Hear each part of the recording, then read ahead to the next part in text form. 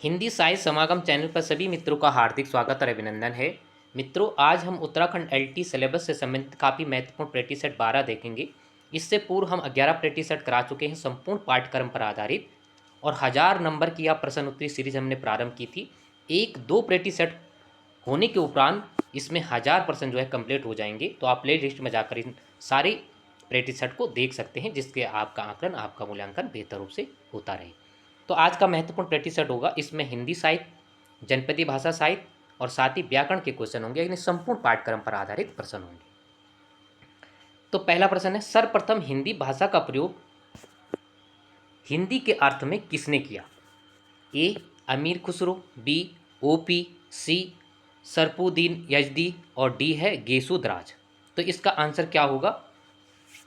हिंदी के अर्थ में बात कर रहा है, ठीक है, तो इसका अर्थ होगा सरपुद्दीन यजदी, यानी सी इसका आंसर होगा। अब ये अर्थ में कब किया था उन्होंने? लगभग 1424 में उन्होंने इसका अर्थ में किया था। इससे पूर्व एक नाम आपने काफ़ी बार सुना होगा, एक क्वेश्चन इसी प्रकार से, जिससे पूर्व टीजीटी पीजीटी उत्तराखंड में पेपर हुआ था अभी 22-23 में, तो उसमें ये क्वेश्चन बना हुआ था इसी प्रकार से। अगर देखो हिंदी अर्थ में, ये हिंदी के अर्थ में कर रहा है, और हिंदुई के अर्थ में आएगा, हिंदुई के अर्थ में आएगा तो उसमें किसने किया था? ओपी ने किया था, ठीक है ना, ओपी ने किया था। और हिंदी के स्पष्ट अर्थ के बाद आई तो यजदी आएगा। इस पॉइंट को आप नोट कर लेना, काफ़ी महत्वपूर्ण है, ठीक है। देखो ये कौन थे, ये यजदी कौन थे? ये आपने नाम सुना होगा, इतिहास में एक बहुत बड़ा नाम सुना होगा, तैमूर लंक। तो तैमूर लंक के पोते थे, ठीक है। अब कई बार आ सकता है कि ये तो स्पष्ट हो चुका है कि जो है यजदी ने किया, लेकिन कई पुस्तक पूछ देगा कि किस पुस्तक में उन्होंने किया था, तो जफरनामा में उन्होंने किया था, ठीक है ना। जफरनामा में हिंदी का अर्थ उन्होंने किया था। इस पॉइंट को आप नोट करेंगे। तो ज़्यादा समय नहीं लेंगे, थोड़ा सा यहाँ पर कुछ फैक्ट था इसलिए समझाने की बात की गई है, बाकी हम सीधा चलेंगे। आगे है, निम्न में से कौन सा हजारी प्रसाद द्विवेदी का निबंध नहीं है? अशोक के फूल, चिंतामणि, शीर्षि के फूल और बसंत आ गया। तो कौन सी नहीं होगा? तो चिंतामणि आप जानते हैं कि उनका नहीं है, रामचंद्र शुक्ल का है। 4 भागों में यह विभाजित है। अगला प्रश्न है, महादेवी वर्मा का रेखाचित्र स्मृति की रेखाएं को कौन सा पुरस्कार प्राप्त हुआ? ज्ञानपीठ, साहित्य अकादमी, भारत भारती और शैक्सपियर पुरस्कार। तो कौन सा पुरस्कार उनको प्राप्त हुआ था स्मृति की रेखाएं में? और ये कई बार इससे क्वेश्चन पूछा जाता है, और रेखाचित्र संस्मरण आपके उसमें स्पष्ट रूप से लगा हुआ। तो इसका आंसर क्या होगा? सी, यानी भारत भारती पुरस्कार इसका आंसर होगा। व्याख्या कम ही करेंगे, क्वेश्चन ज़्यादा हैं, जहाँ पर कुछ फैक्ट होगा जरूर समझाने की कोशिश करेंगे। अगला प्रश्न है, सेत सेत सब एक से जहाँ कपूर कपास, ऐसे देश को देश में कभी न कीजिए बास। यह वाक्य किस नाटक का है? अंधेर नगरी, धर्मदास, भारत दुर्दशा, प्रेम जोगनी और सती प्रताप। तो इसका आंसर क्या होगा? तो स्पष्ट है कि इसका आंसर अंधेर नगरी होगा, ठीक है, अंधेर नगरी। और गोवर्धन दास अगर आएगा तो गोवर्धन दास ने जो है यह वाक्य कहा था। और देखो हरिश्चंद्र जी के, भारतीय जी के 2 नाटक काफ़ी प्रसिद्ध है, अंधेर नगरी और भारत दुर्दशा, ठीक है। एक जो है ये 81 की है और ये 80 की है। दोनों कई बार पूछे जाते हैं, दोनों में ही 6-6 अंक हैं, ठीक है, दोनों में 6-6 अंक हैं, मौलिक दोनों नाटक हैं। और तीसरा पॉइंट काफ़ी महत्वपूर्ण है, जो यह प्रहसन नाटक इसको कहते हैं, और भारत दुर्दशा को रास या लाश या रासक नाटक कहा जाता है। कई बार मैं पूर्व में बता चुका हूँ। अगला प्रश्न है, हिंदी साहित्य का दूसरा इतिहास ग्रंथ किस साहित्यकार हैं? हजारी प्रसाद, डॉक्टर बच्चन, रामचंद्र शुक्ल और सुमन राजे। तो हिंदी साहित्य का दूसरा इतिहास के लेखक कौन है? तो इसका सही आंसर होगा डॉक्टर बच्चन सिंह होगा, ठीक है। अगला महत्वपूर्ण प्रश्न है, बांधू माँ की बांध, ये गढ़वाली से लिया गया है। गढ़वाली मुहावरे का सही अर्थ होगा सुंदर और सुशील, अति सुंदर, अत्यंत सुंदर और सुंदरी में सुंदरी। तो ये आपके उसमें लगा हुआ है, आउट ऑफ सिलेबस कुछ भी नहीं है। अगर आप देखोगे ढंग से तो आपको सारे जो मुहावरे मैं काफ़ी बार करता हूँ, तो आप तो पकड़ चुके हैं कि कहाँ से पेपर बनाया जाता है। तो इसका सही आंसर होगा डी, सुंदरियों में सुंदर, सुंदरियों में सुंदरी, ठीक है। बांधू माँ की बांध में क्या होगा? सुंदरी में सुंदर, मुहावरे का अर्थ होगा। होने के लिए सब सुंदरी है, लेकिन सुंदर में भी कौन सा स्पष्ट अर्थ निकालना वो हो। होगा। अब हिंदी की बात करें, यहाँ पर एक आता है अत्यधिक सुंदर। ठीक है, आपने हिंदी में देखा होगा मेनिका होना। ठीक है, मेनिका होना कई बार पूछा जाता है, हिंदी में पूछा जाता है तो अत्यधिक सुंदर की बात आएगी। और दूसरा एक कोई यहाँ पर है अतीब सुंदर। तो एक आप कहते हैं ना उर्वशी नाम से, तो उर्वशी होना मतलब अतीब सुंदर होना, और अत्यधिक सुंदर होना मतलब मेनिका होना। तो कई बार पूछा गया है किसमें, हिंदी उसमें। ठीक है, तो देखो जोड़ने की बात है, और तार्किक और मनन और आकलन और व्यापक रूप से सतत आकलन, व्यापक रूप से मूल्यांकन यही होता है कि आप क्वेश्चन को मिलाकर अगर देखोगे तो निश्चित तौर पर यही आपके लिए फायदा होता है पेपर में। आगे महत्वपूर्ण प्रश्न है, प्रिय वह मेरा प्राण प्यारा कहाँ है, दुख जल निधि में डूबी का सहारा होगा। यहाँ पर कहाँ है, निम्न पंक्तियों में कौन सा रस होगा, करुण, रुद्र, करुण और भक्ति रस। ठीक है, तो करुण आ रखा है तो एक ही आएगा इसमें। ठीक है, इसको करुण रस होगा। अगला पंक्ति से क्वेश्चन है, मोरी चुनरी पर परी गया दाग पिया, यह पंक्ति किस कवि की है, सूरदास, मीराबाई, कबीरदास और रसखान। मोरी चुनरी पर परी गया दाग पिया, तो आप जानते होंगे कि इसके वाक्य की भाषा शैली क्या है, तो आपका शायद आंकलन गलत भी हो सकता है, इसका कबीरदास होगा। ठीक है, कबीरदास की गिनी चुनी रचना है, तो निश्चित तौर पर आपने देखा होगा कबीरदास, सूरदास, तुलसीदास, इनकी हमेशा ही पंक्तियाँ पूछी जाती है। हाँ, तुलसीदास की रचनाएं ज़्यादा हैं, ये आपको भी ध्यान रखना होगा। मैं साहित्य को मनुष्य की दृष्टि से देखने का पक्षपाती हूँ, यह कथन किस लेखक का है, तो क्या होगा इसका आंसर, हजारी प्रसाद, रामचंद्र शुक्ल, महावीर प्रसाद और राम कुमार वर्मा। तो मैं साहित्य को मनुष्य की दृष्टि से देखने का पक्षपाती हूँ, इस नौ का आंसर क्या होगा, तो इसका सीधा आंसर होगा ए, यानी हजारी प्रसाद होगा। ठीक है, तो काफ़ी महत्वपूर्ण प्रश्न है, सारे पाठ्यक्रम पर आधारित क्वेश्चन आपको मिलेंगे। अगला प्रश्न है, निम्न में से कौन सा स्कंदगुप्त के पात्र नहीं है, स्कंदगुप्त, कुमारगुप्त, पुरुगुप्त और शकराज,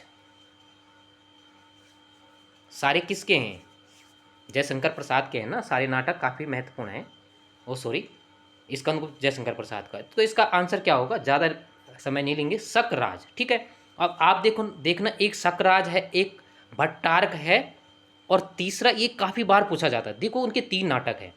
ठीक है ना, ध्रुव स्वामिनी, स्कंदगुप्त और चंद्रगुप्त। ठीक है, ये तीनों नाटक से क्वेश्चन पूछे जाते हैं, इनके वाक्य भी आते, इनके कथन और संवाद भी आते हैं, और पात्र तो पूछा ही पूछा जाता है। चंद्रगुप्त का तो पूछा ही जाता है, लेकिन अब आपने ये पॉइंट नोट करना है कि पुरुगुप्त, स्कंदगुप्त और कुमारगुप्त ये किसके हैं, ये सारे पात्र किसके हैं, और मात्रगुप्त भी इसमें है, कुमारदास भी है इसमें, कुमारगुप्त भी है, कुमारदास भी है, ये नाम सारे किसके हैं, स्कंदगुप्त के हैं। ठीक है, तो ये शकराज जो है इसका नहीं होगा। शकराज किसका है, तो जो शकराज है ये ध्रुव स्वामिनी, उनका नाटक है ना ध्रुव स्वामिनी, उसका है। ठीक है, इसमें एक नाम आता है भट्टारक, कई बार आपने नेट में देखा होगा, यहाँ से कन्फ्यूजन कर देता है। ठीक है, ये भट्टारक किसका, स्कंदगुप्त का है, ध्रुव स्वामिनी का है शकराज, और तीसरा एक है शकटार्क आता है, एक शकटार्क। ठीक है, वो शकटार्क किसका है, चंद्रगुप्त का है। तो तीनों में इस एक ही नाम से हैं। खैर यहाँ पर ऐसा क्वेश्चन नहीं पूछेगा, लेकिन निश्चित तौर पर अगर हार्ड क्वेश्चन पूछा जाता है तो आपसे दूर नहीं होगा, ये गारंटी दे सकता हूँ। बस शकराज, शकटार्क, भट्टारक पूछ लेना, भट्टारक याद कर लेना आप बस। अगला प्रश्न है, 1955 में साहित्य संसद की स्थापना किस साहित्यकार ने की है। देखो कितनी उपलब्धि थी इस साहित्यकार की, सुमित्रा नंदन पंत, महादेवी वर्मा, निराला और प्रेमचंद। तो साहित्य संसद की बात कर रहा है। ठीक है, तो इसका सही आंसर क्या होगा, महादेवी वर्मा ने क्या किया था, इस साहित्य संसद की स्थापना की थी। ठीक है, प्रयागराज यानी इलाहाबाद में की थी। 3 पॉइंट आप नोट कर सकते हैं, साहित्य संसद की स्थापना किसने की थी, महादेवी वर्मा। कब की थी, 55 में की थी। ठीक है, और 55 में की थी प्रयागराज और इलाहाबाद में। 55 में क्या हुआ था, एक हिंदी से संबंधित है, जो भाषा आयोग की बात हुई थी, तो उस पॉइंट को भी आप नोट रखेंगे। अगला प्रश्न है, कहीं नहीं वहीं तथा तत्पुरुष किसकी रचना है, अशोक वाजपेयी, लीलाधर जगुड़ी, केदारनाथ सिंह और मंगलेश ढबराल। तो इसका सही आंसर क्या होगा, ए यानी अशोक वाजपेयी। अशोक वाजपेयी का यह क्या होगा, कहीं नहीं वहीं, और तत्पुरुष उनका ही है। तो काफ़ी महत्वपूर्ण है। साहित्य अकादमी पुरस्कार इनको प्राप्त हुआ था इस पर। देखो ये थोड़ा सा प्रसिद्ध नाम नहीं है, लेकिन प्रसिद्ध इसलिए है कि इसको साहित्य अकादमी पुरस्कार मिला था। ठीक है, ये पॉइंट आप नोट कर सकते हैं।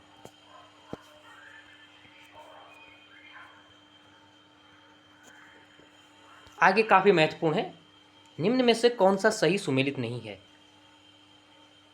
कला और बूढ़ा चांद, सुमित्रानंदन पंत, चांद का मुंह टेढ़ा, मुक्तिबोध, मुझे चांद चाहिए, शिव प्रसाद सिंह, और अनुभव के आकाश में चांद, लीलाधर जोड़ी। ये चांद नाम से काफ़ी प्रसिद्ध है, लगभग सारे प्रसिद्ध हैं, और सारे को ही साहित्य अकादमी पुरस्कार मिला हुआ है, सिर्फ एक रचना को छोड़कर। तो आपने आकलन कर दिया होगा, ज़्यादा समय नहीं लेंगे, तो इसका आंसर सी होगा। ठीक है, देखो ये काफ़ी प्रसिद्ध है, और इस पर तो काफ़ी जो है रचनाकारों ने अपने वक्तव्य चांद के मुंह टेढ़ा में दिया था। इसमें 8 लगभग रचनाएं हैं, कविताएं संग्रह में। देखो मुझे चांद चाहिए शिव प्रसाद का नहीं है, या सुरेंद्र सिंह का है। ठीक है, सुरेंद्र सिंह का है। जो शिव प्रसाद सिंह का है उनका भी नीला चांद है, नीला चांद। देखो सारी चांद से रचनाएं आपको मिल चुकी है, सबको। ठीक है, और सब में ही इन्हें पुरस्कार मिला हुआ है, सिर्फ मुक्तिबोध को छोड़कर, साहित्य अकादमी और साथ में व्यास सम्मान। ये पॉइंट को भी आप नोट कर सकते हैं। बाकी समय के लिए पूरा डिटेल अगर बता सकता हूँ, लेकिन समय काफ़ी होगा क्योंकि क्वेश्चन बहुत ज़्यादा हैं। अगला है, सकी मदिरा की प्याली में तू, स्वप्न सी लहरों को मत आंदोलित कर, स्मृति बड़ी निष्ठुर है, यदि प्रेम ही जीवन का सत्य है तो संसार ज्वालामुखी है, या संवाद है। कई बार ये पंक्ति यहीं तक पूछी जाती है, लास्ट वाली। ठीक है, यदि प्रेम ही जीवन का सत्य है तो संसार ज्वालामुखी है, संवाद किसका, कल्याणी, कार्नेलिया, अलका, सुवासिनी। तो इसका सही आंसर क्या होगा, बी यानी कार्नेलिया होगा। और यह किसका है, यह चंद्रगुप्त का है। ठीक है, चंद्रगुप्त नाटक का यह संवाद है। कई बार पूछा जाता है कि चंद्रगुप्त से प्रेम भाव कौन रखते थे, तो उसमें 3 जो है पात्रों के नाम, महिला पात्रों के नाम, स्त्री पुरुष स्त्री पात्रों का नाम आ जाता है। तो अलका, कल्याणी और कार्नेलिया, सुहासिनी उसमें नहीं आएगा। उसके अतिरिक्त भी बहुत से पात्र उसमें महिलाएं हैं, बस थोड़ा ध्यान देने की आवश्यकता है। अगला है, क्रिया के जिस रूप में क्रिया का निष्पादन के समय का ज्ञान होता है उसे कहते हैं वाच्य, क्रिया, काल, पक्ष। तो उसको क्या कहेंगे, काल कहेंगे। संज्ञा, सर्वनाम, क्रिया, विशेषण आपके पास लगा हुआ है। ठीक है, अगला प्रश्न है, गरीबों की होली, पंचक्की तथा यौवन का बलिदान कहानी किस पत्रिका में प्रकाशित हुई। तो काफ़ी प्रसिद्ध हैं, बागनाथ, संसार, समता, अल्मोड़ा। तो किस में हुई थी, संसार में हुई थी। ठीक है, अगला महत्वपूर्ण प्रश्न है, निम्न में से कौन सा सही सुमेलित नहीं है। न्यो निसाब, मोहनलाल नेगी, निसास, देवकी मेहरा, पहाड़क हाड़, शेरदा, असुनेना, जीवानंद श्रीयाल। ठीक है, तो इसमें से कौन सा सही सुमेलित नहीं है, तो ये डी वाला होगा। ठीक है, ये सुनैना इनका नहीं है, ये 17 वाला सुनैना उनका नहीं है। सुनैना भी किसका है, इन्हीं का है, ये मोहनलाल नेगी जी का है। और ये सुनैना क्या है, ये उपन्यास है, वो कहानी थी उनकी, और ये वो कविता है, फिर इनकी कहानी है। ये उपन्यास है, जो सुनैना है इनका उपन्यास है, ये जीवानंद श्रीयाल जी का नहीं है। आगे काफ़ी महत्वपूर्ण है, पौड़ी में बोली जाने वाली भाषा नहीं है, काफ़ी महत्वपूर्ण हो सकता है। ये श्रीनगरी, बी राठी, सी बदाणी और डी सलानी। तो कौन सी बोली नहीं बोली जाती है,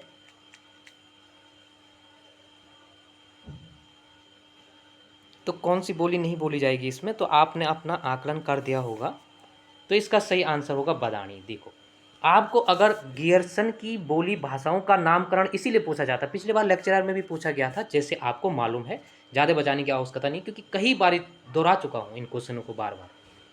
तो ग्रियर्सन का इसलिए आता है कि उन्हें 8 प्रकार गढ़वाली भाषाओं को 8 भागों में बांटा गया था। और गियर्सन तो एक बड़े इतने इतिहासकार हैं कि काल विभाजन में इनकी भूमिका बहुत बड़ी है हिंदी में। तो ये 3 बोलियां आपको रखनी है। अब ये श्रीनगरी में देखो टेरी वाला क्षेत्र भी आ जाता है। अब जो रुद्रप्रयाग वाला है भी, उसमें भी थोड़ी बहुत ये भाषा बोली जाती है, परंतु रुद्रप्रयाग बाद में बना था। अब इन्होंने जब पहले ये लिख दिया होगा, ये पॉइंट को भी आप नोट कर लेंगे। अब इसके अंतर्गत चौथी भाषा आपने एक और करनी है, मज कुमया। कुमया कहाँ पर है? पूर्वी पश्चिम बोली में है ना, अल्मोड़ा सॉरी कुमाऊं में। अब मज कुमे ये 4 बोलियां जो है पौड़ी में बोली जाती है। बदानी हो गया, नागपुरिया हो गया जो है, और दोसुलिया हो गया, ये 3 बोलियां बोली जाती है चमोली में। ठीक है, तो ये 8 बोलियां हैं, तो इन बोलियों को आपने रखना है। और टिहरी में सिरनगरिया या सलानी बोली टिहरी में भी आती है और पौड़ी में भी आती है। तो 8 बोलियां हैं जो ग्रियर्सन ने इनको माना था। तो ग्रियर्सन की बोली भाषा को आपको थोड़ा समय देना होगा, और वहाँ आपको पूर्व पश्चिम देना है। त्रिलोचन ने 4 भागों में बांटा था कुमाऊनी भाषा को, आपने याद रखना है। लेकिन मीन अगर आएगा तो 2 ही आएगा, पूर्व और पश्चिम। पूर्व में 4 और पश्चिम में 6 भाषाएं यानी 10, और उन्हें 12 भाषाओं का उल्लेख किया। तो ये भी आपको नोट करना है। इसलिए करना है कि आपके पास पहला चैप्टर लगा हुआ है बाला जो है जनपदी भाषा साहित्य की बोलियां, और दूसरा लगा हुआ है आपके पास रचनाकार। तो निश्चित तौर पर दोनों से क्वेश्चन पूछेगा। सारे क्वेश्चन रचनाकार से नहीं पूछेगा, तो इस पॉइंट को आप नोट करेंगे। शायद आपने बेहतर रूप से 100 बार 1000 बार देख लिया होगा, तो आपको पता होगा। अगला है, निम्न में से कौन सी बोली ब्रज भाषा की है? मिर्जापुरी, कौरवी, बैसवाड़ी और बोक्सा। बुक्सा तो कौन सी बोली है? ब्रज भाषा की बात कर रहा है, ठीक है। तो कौन से होगी? तो ये बुक्सा हो गया। बुक्सा बोली कहाँ बोली जाती है? नैनीताल के आसपास के क्षेत्र में बोली जाती है, ठीक है। देखो कौरवी बोली तो आप जानते ही हैं, खड़ी बोली, कौरवी बोली। अब ये देखो, ये भैंसवाड़ी बोली, ये भैंसवाड़ी बोली किससे संबंधित है? ये भैंसवाड़ी तो सुना होगा आपने, अवधि से है संबंधित इसका संबंध, ठीक है, अवधि से संबंधित। और एक हिंदी के ऐसे कवि हैं जिनकी बोली को किसी ने क्या था, भैंसवाड़ी बोली माना था। किसने माना था, आप उसको भी नोट करेंगे। दूसरा आपको याद रखना है कि ब्रज भाषा के अंतर्गत एक दूसरी आती है, बहुत प्रसिद्ध आता है, अंतर्वेदी, ठीक है, अंतर्वेदी। इसको भी नोट करना। ये मैंने इसलिए भी किया कि ये उत्तराखंड से इसका बुक्सा का संबंध रहा, उसमें स्पष्ट लिखा हुआ है कि ये बोली वहाँ पर बोली जाती है। गढ़वाली बोली के अतिरिक्त बोली जाती है, जैसे कि गढ़वाल में है, तो आपने हरिद्वार का, देहरादून का और उधर चंपावत, उधम सिंह नगर का तो नाम सुना ही नहीं होगा, क्योंकि वो शहरी क्षेत्र में, वहाँ पर कहीं पर कौरवी बोली या खड़ी बोली बोली जाती है, कहीं ब्रज भाषा का मिश्रण है। और गढ़वाल में जैसे आपको मालूम है कि ये जो दिल्ली वाला क्षेत्र है, आप अपने मैप के थ्रू भी आप कर सकते हैं। जैसे खड़ी बोली आप दिल्ली से, अगर दिल्ली के बाद दिल्ली से, जैसे खड़ी बोली को भी आप इस प्रकार से अपने दिमाग में एक मैप के अनुसार भी कर सकते हैं। जैसे दिल्ली, आप दिल्ली से आए, फिर मेरठ से आए, फिर उधर से आगे आप जैसे फिर इधर सहारनपुर, देहरादून, हरिद्वार, तो ये क्षेत्र जो है एक क्षेत्र से लगा हुआ है ये आपका, ठीक है। इस तरीके से भी आप बोलियों को भी आप अपना दिमाग में एक नक्शा बनाकर, मैप बनाकर याद कर सकते हो, क्योंकि इतना है, कितना याद करोगे। तो थोड़ा समझ के भी, और रचनात्मक यही है कि समझ कर, रटने से कुछ होगा ही नहीं है निश्चित तौर पर, कितना रटोगे कोई। अगला है, किस भाषा वैज्ञानिक ने कुमाऊनी बोली की उत्पत्ति दर्द या खस से मानी? सुनिधि कुमार चटर्जी, श्याम सुंदर दास, राम कुमार वर्मा और धीरेन्द्र वर्मा। तो किसने मानी? दर्द और खस से मानी। तो किसने मानी होगी? तो 20 का सही आंसर क्या है? इसका सही आंसर क्या होगा?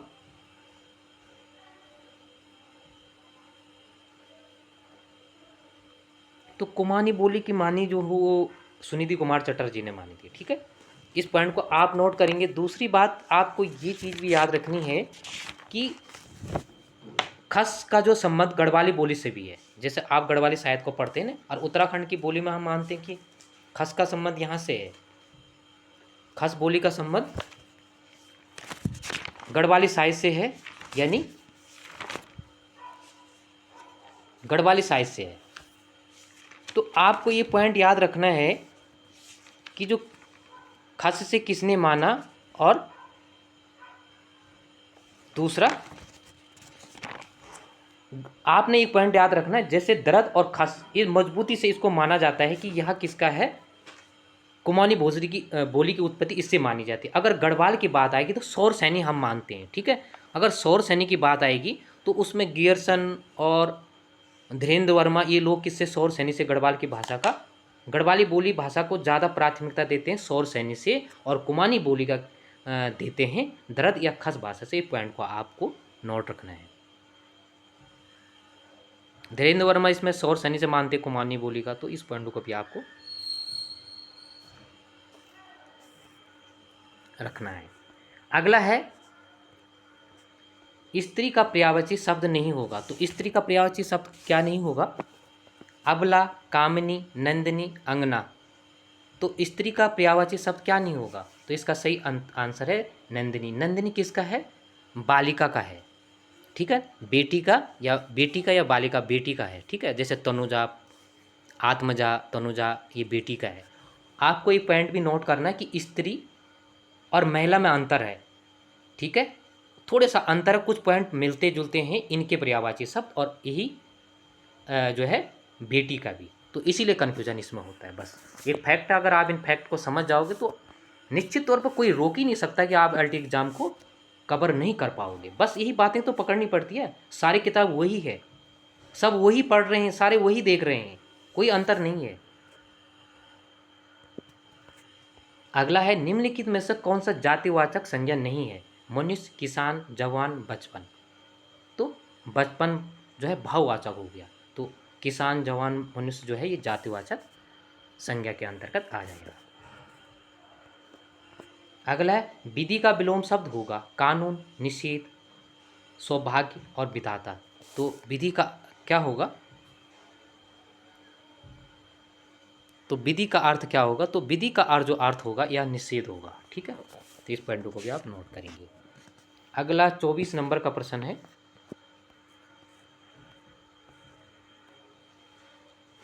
काफ़ी महत्वपूर्ण प्रश्न है, तो इसमें आपको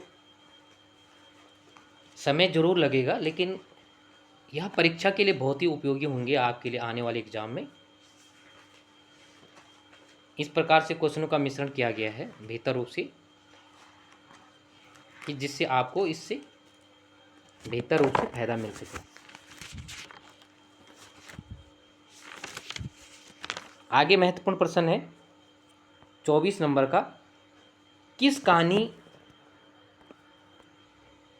कहानी में सुबोध की बेरोजगारी और पारिवारिक उलझन का वर्णन किया गया है? फिर बसंत आया, कितना बड़ा झूठ, एक कोई दूसरा, और जिंदगी और गुलाब के फूल।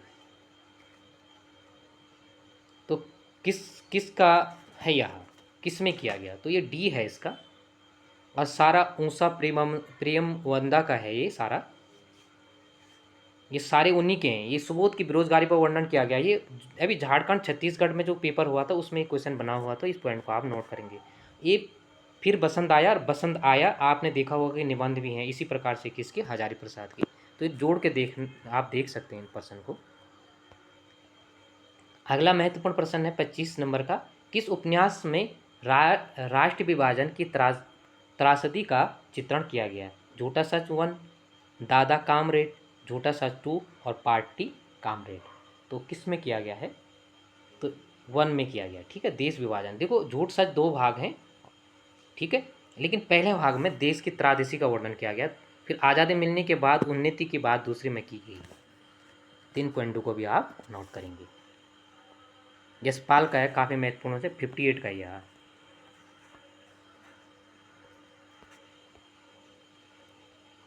टाटा प्रोफेसर उपन्यास है, टाटा प्रोफेसर उपन्यास है मोहन राकेश, श्याम सुंदर, मनोहर श्याम जोशी, जैनेन्द्र और शैलेश मटियानी। तो टाटा प्रोफेसर किसका उपन्यास होगा? तो ये मनोहर श्याम जोशी का होगा। देखो इसमें किसका वर्णन किया गया है? इसमें एक टीचर, एक शिक्षक में जो है व्यंग आत्मक वर्णन किया गया है। अगर भूमिका से क्वेश्चन बनता है तो। अगला है जयशंकर प्रसाद की प्रथम कहानी संग्रह निम्न में से कौन सी है? प्रतिध्वनि, छाया, आकाशदीप, आंधी। तो कौन सी होगी? छाया होगी, ठीक है। और ग्राम उनकी पहली कहानी है, 11 की है, 12 की है।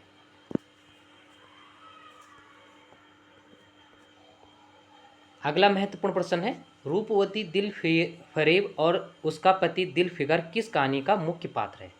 ईदगाह, इश्क दुनिया और हुब्बे वतन, पत्नी और पति, दुनिया का अनमोल रतन। तो दिल फरेब और दिल फिगर जो कहानी किसके हैं? ये प्रेमचंद की कहानी है, ये उर्दू में उन्होंने पहले लिखी थी और काफ़ी प्रसिद्ध है, नेट के सिलेबस में भी लगी हुई है।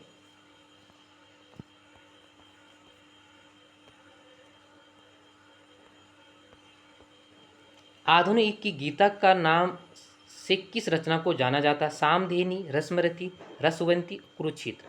तो किस में होगा? कुरुक्षेत्र को आधुनिक युग की गीता कहा गया है। रामधारी सिंह दिनकर की है, ठीक है। अगला है, कामनी को नया युग का प्रतिनिधित्व काव्य किस कवि ने कहा? शांतिप्रिय द्विवेदी, पंत, नंद दुलारे वाजपेयी और रामविलास शर्मा। तो किसने कहा? काफ़ी महत्वपूर्ण प्रश्न हो सकता है। तो यह किसने कहा था? नंद दुलारे वाजपेयी ने कहा था, ठीक है। और हम देखते हैं काफ़ी बार इसी से क्वेश्चन जो है पूछा जाता है और कई बार ये क्वेश्चन बन भी चुके हैं। इसी से क्वेश्चन बनता है कि जैसे पंत ने क्या कहा था, ताजमहल किस प्रकार की उपाधि दी थी? शांतिप्रिय द्विवेदी ने क्या दिया था? उपनिषद की उपाधि दी, उपनिषद उसके बारे में कहा गया था। तो इन पॉइंटों को भी आप नोट रखेंगे।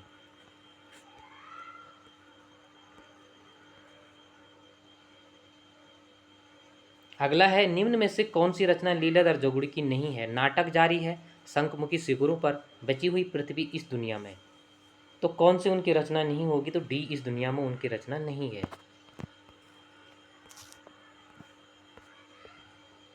अगला महत्वपूर्ण प्रश्न है, योद्धा सन्यासी विवेकानंद जीवनी के लेखक हैं? विश्वनाथ त्रिपाठी, हंसराज रहबर, बिंदु अग्रवाल, राजकमल राय। तो योद्धा सन्यासी विवेकानंद काफ़ी महत्वपूर्ण है और ये है हंसराज रहबर है।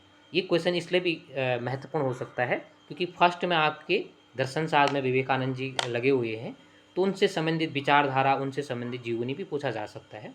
बस हम किसी न किसी तौर पर अगर आएगा भी तो बस हमें हमारे दिमाग में क्वेश्चन होना चाहिए कि इस प्रकार से क्वेश्चन बन सकते हैं। सारंग का कौन सा अनेकार्थी शब्द नहीं होगा? बादल, कोयल, मोर और जल। तो सारंग का कौन सा नहीं होगा अनेकार्थी शब्द की बात कर रहा है? तो इसका सही आंसर क्या होगा? तो इसका आंसर होगा डी, ठीक है। तो सारंग का अर्थ होगा डी, यानी जल नहीं होगा। 33 नंबर का, जल अमृत का है। इस पॉइंट को आप नोट रखेंगे। अगला है, ऐसा दृश्य जिसे देखकर हंसा जाए? हास्य दृश्य, हर्ष दृश्य, प्रहसन, प्रभामय। तो क्या कहेंगे आप? ऐसा दृश्य आप कहीं ऐसा दृश्य देखते हैं जहाँ पर आप हंसते हैं या हंसा जाए, तो प्रहसन होगा यह, ठीक है। अभी पूर्व मैंने चर्चा की थी, उनने 2-3 के कई प्रकार के जो है नाटक लिखे थे। अभी बात आई थी ना, तो जो अंधेर नगरी, चौपड़ राजा अंधेर नगरी है ना, वो प्रहसन नाटक ही है, ठीक है। और दूसरा नाटक मैंने रास और लाश कहा था, वो कौन सी है? भारत दुर्दशा। अभी दोनों के पूर्व में दोनों के बारे में चर्चा की थी। तो कहीं रूप में आप देखोगे तो कहीं ना कहीं समझ में आओगे, लेकिन बस जोड़ने की क्षमता होनी चाहिए, आपने स्मरण करने की क्षमता होनी चाहिए। अगला है, निम्नलिखित शब्दों में से कौन सा शब्द अशुद्ध नहीं होगा? द्वारिका, अतिशयोक्ति, दुर्बल, अंतःस्थली। तो कौन सा शब्द इसमें शुद्ध नहीं है या नहीं होगा? तो कौन सा शब्द इसमें अशुद्ध होगा? 35 नंबर का। तो इसका सही आंसर होगा दुर्बल नहीं होगा, दौर्बल्य होता है, ठीक है। ऐसा होता है। इस पॉइंट को आप नोट कर लेते हैं।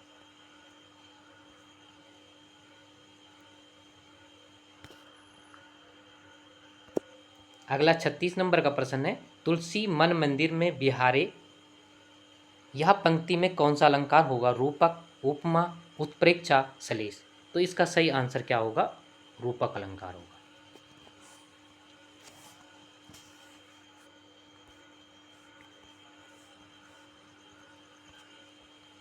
अवधि का निजी छंद किस छंद को कहा जाता है? रोला, बरवे, छप्पाई, सरोठा। तो बरवे को कहा जाता है, बरवे को। और आपने देखा होगा कि कई बार ये क्वेश्चन कई बार आ भी चुका होता है पहले पूर्व के पेपर में देखा होगा।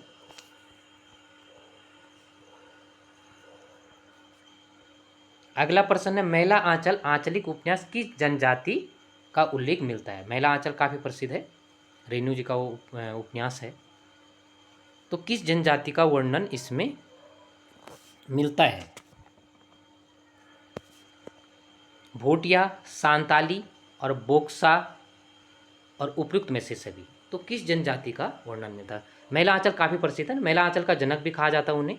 और उनसे मैला आंचल मतलब आंचलिक उपन्यास क्या होता है? एक क्षेत्र, वहाँ की संस्कृति, एक क्षेत्र में सीमित है ना, तो वहाँ की संस्कृति के बारे में, वहाँ की जो मौजूदा स्थिति के बारे में, वहाँ के जो रहन सहन, खान पान, प्रवेश, वेशभूषा, ये भिन्न भिन्न चीज़ों में एक ही क्षेत्र पर आधारित, उसको हम क्या कहते हैं? आंचल विशेष को लेकर। ठीक है, जैसे एक आंचल सुना होगा, महिलाएं अच्छी तरह से जानती हूँ कि आंचल क्या होता है।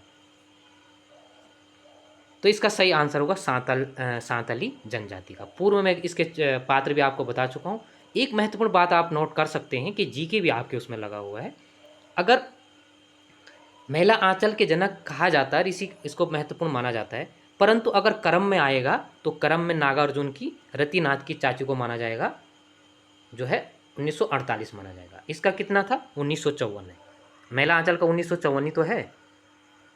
ठीक है, अब देखो एक महत्वपूर्ण फैक्ट यह से है कि अभी हमारे देश की प्रथम जो नागरिक है, महिला पुरुष जो भी है नागरिक हैं, द्रौपदी मुर्मू जो राष्ट्रपति हैं, तो वो किस जनजाति के हैं? वो सांताल के हैं, उड़ीसा के सांताल के हैं। यह महत्वपूर्ण है। ठीक है, वो भी जनजाति और पहले राष्ट्रपति ऐसी जो सांताल जनजाति की है। बस क्वेश्चन को जोड़कर देखने की जरूरत है। और अभी मैंने बात किया था 1948 में उनका जन्म हुआ था। 1948 में क्या हुआ था? 1948 में रतिनाथ की चाची, क्रम में अगर पहला उपन्यास पूछा जाएगा तो रतिनाथ की चाची 1948 पूछा जाएगा। ठीक है, उसका क्रम आएगा। देहाती दुनिया का भी मानते हैं, उसमें कोई राइटर मानता है। ठीक है, और सांताल जनजाति द्रौपदी मुर्मू कहाँ की है? उड़ीसा की है, और सांताल की जनजाति की है, और पहले जनजाति राष्ट्रपति भी है। उनका जन्म कब हुआ था? 1948 में हुआ था। बस थोड़ा मिला के निश्चित तौर पर थोड़ा कहीं से क्वेश्चन फंसेगा तो आपकी समझ में आज जरूर आपकी चिंतन शक्ति से जगेगी। निम्न में से कौन सा प्रयोजनमूलक की शैली नहीं है? बोलचाल, साहित्यिक, सामाजिक और पारिवारिक। तो पारिवारिक शैली नहीं होगा।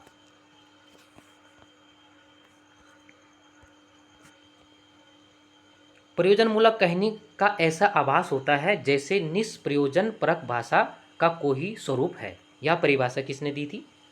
तो श्री रमा प्रसन्न, ऊषा तिवारी, डॉक्टर के जैन और डॉक्टर नगेंद्र। तो किसने यहाँ परिभाषा दी थी? प्रयोजन मूलक के संबंध में 2-3 परिभाषाएं काफ़ी प्रसिद्ध है, तो यह परिभाषा दी थी रमा प्रसन्न ने दी थी। निष्प्रयोजन में उन्होंने अर्थ दिया था, और इसमें मैंने पूर्व भी चर्चा कर चुका हूँ, जो प्रयोजन मूलक से संबंधी एक प्रैक्टिस सेट मैंने बनाया था। और नगेंद्र ने कहा था आनंद मूलक, इन्हीं के परिप्रेक्ष्य में कहा था।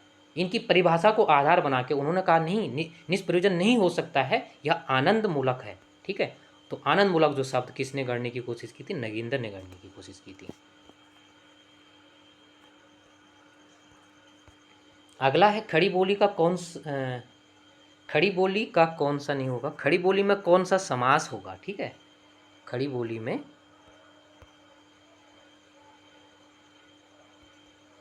में कौन सा समास होगा? तत्पुरुष, कर्मधारय, बहुव्रीहि और अव्ययभाव। तो खड़ी बोली में कौन सा समास होगा? कौन सा समास होगा? तो काफ़ी महत्वपूर्ण प्रश्न हो सकता है। तो खड़ी बोली में तो बहुव्रीहि समास होगा। ठीक है, तो ये महत्वपूर्ण प्रश्न हो सकता है। अगला है, अंतिम क्वेश्चन होगा 42 नंबर का। न्यून का सही संधि विच्छेद होगा? नी धन ऊन, वी धन ऊन, निह धन यून और नौ धन यून। तो न्यून का कौन सा न्यून में कौन सा संधि होगी? तो न्यून में होगा नी धन ऊन होगा। ठीक है, क्यों होगा कि इसमें ई धन ऊ अगर आता है तो यह क्या बन जाता है? यण संधि का रूप ले लेता है, तो इसलिए ये बन जाएगा नी धन ऊन, यानी न्यून हो जाएगा। ठीक है, तो आज सीमित हमने विशेषता रखी, काफ़ी लंबा प्रश्न पत्र था, तो निश्चित तौर पर लगभग मुझे लगता है कि सारे फैक्ट पर चर्चा करने की कोशिश की थी। वीडियो अगर आपको अच्छा लगता है तो अपने मित्रों तो भी शेयर कीजिएगा, और 1-2 वीडियो और निश्चित जैसे भी समय होगा निश्चित तौर पर लाने की कोशिश करेंगे। तो आज के लिए इतना ही।